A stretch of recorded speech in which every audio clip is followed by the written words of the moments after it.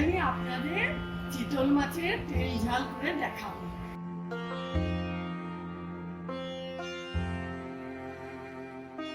এখানে 3টে চিতল মাছের পেটি আছে, আমি নুন হলুদ মাখিয়ে রেখেছি।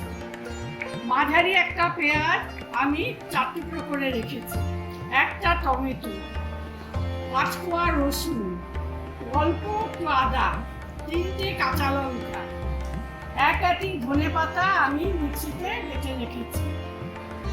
নুন আন্দাজ মতো, কাশ্মীরি লঙ্কার গুঁড়ো 1 চা চামচ, হলুদ গুঁড়ো 1/2 চা চামচ, ধনে গুঁড়ো 1 চা চামচ, চিনি 1/2 চা চামচ, আর সরষের তেল 1/2 কাপ। এখন আমি পেঁয়াজ, টমেটো, 1 টুকরো আদা আর এই রসুন মিক্সিতে পেস্ট করে নিচ্ছি। আমার এই রান্নাটি যদি আপনাদের ভালো লাগে তাহলে অবশ্যই লাইক করবেন, বন্ধুদের সাথে শেয়ার করবেন, সাবস্ক্রাইব করবেন, আর নিয়মিত নতুন নতুন রান্নার আপডেট পেতে সাবস্ক্রাইবের পর বেল বাটন ক্লিক করবেন। পেঁয়াজ, আদা, রসুন, টমেটো আমি একসাথে মিক্সিতে পেস্ট করে নিলাম। কড়াই গরম হয়ে গেছে, এবার আমি সরষের তেলটা ঢেলে দিলাম। তেলটা অনেকক্ষণ ধরে গরম করতে হবে, না হলে রান্নায় সরষের তেলের গন্ধ হবে। তেল খুব গরম হয়ে গেছে, এখন আমি আস্তে আস্তে মাছগুলি ছেড়ে দিচ্ছি।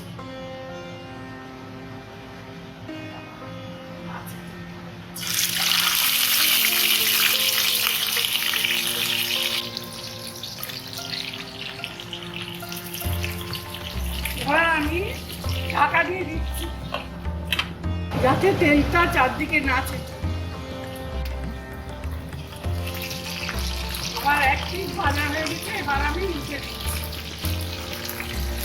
চিতল মাছটা ভাজার সময় খুব সাবধানে ভাজতে হবে, বিশেষ করে পেটির দিকটা, কারণ ভীষণ তেল।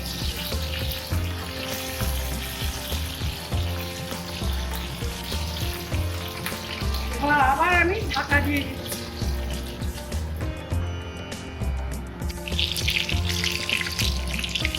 মাছ ভাজা হয়ে গেছে, এবার আমি তুলে দিচ্ছি।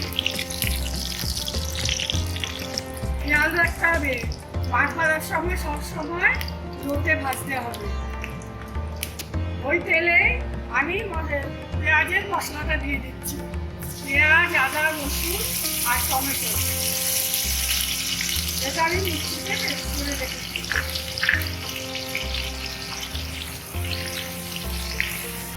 একটু চিনি দিয়ে দিলাম।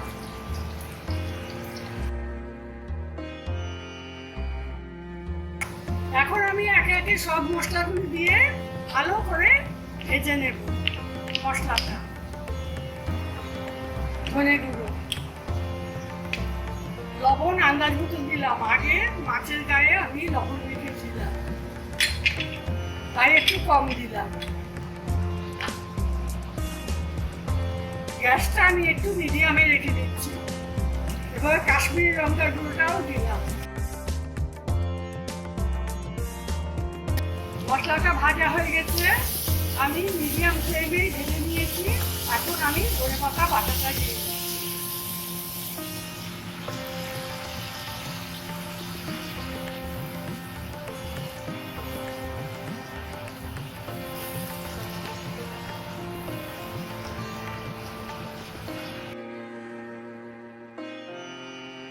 ধনেপাতা বাটাটা ভাজাও হয়ে গেছে, দেখুন উপরে তেল ভেসে এসছে। এবার আমি ধনেপাতার বাটিটা ধুয়ে 2 বার জল দিলাম, লঙ্কা গুঁড়িও ছেড়ে দিলাম। এবার ঝোলটা ফুটে উঠেছে, আমি মাছগুলি ছেড়ে দিলাম।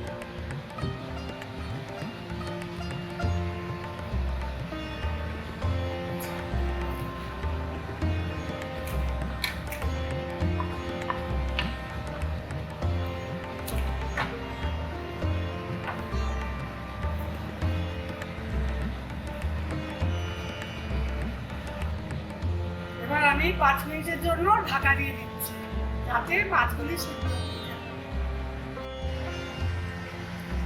5 মিনিট হয়ে গেছে,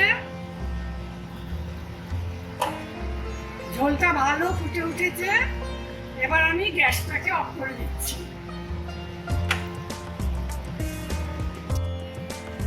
আমার চিতল মাছ